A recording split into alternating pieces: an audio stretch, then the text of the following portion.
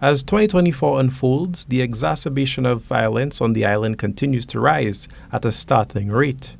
As of right now, many subsectors of society are especially vulnerable to this crime epidemic, but it is no secret that the issue has spread rapidly among our youth. In an attempt to vocalize the outcry from our next generation, Yaniqua Jabat Williams, president of the St. Lucia National Youth Council, speaks out. The influence of media on shaping attitudes and behaviors cannot be underestimated. We also call on the churches and all other institutions and organizations to step forward and combine their efforts to fight this monster that has taken root in our society. To those involved in criminal activities, we remind you that every life matters. The consequences of your actions extend far beyond the immediate victim, impacting families and communities and tarnishing the image of our nation.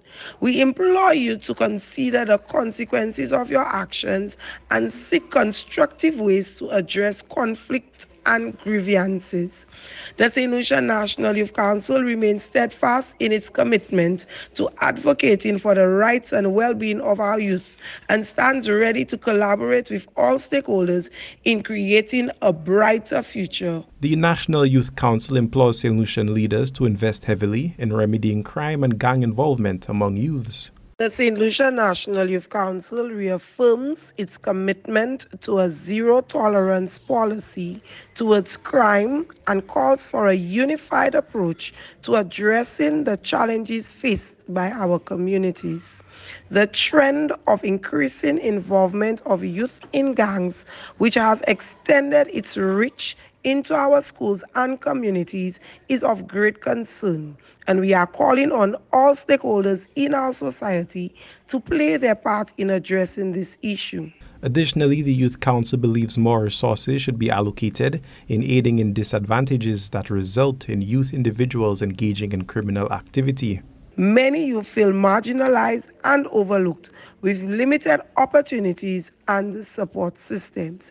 Economic hardship and the high cost of living further exacerbates their struggles, pushing some towards illegal activities to survive.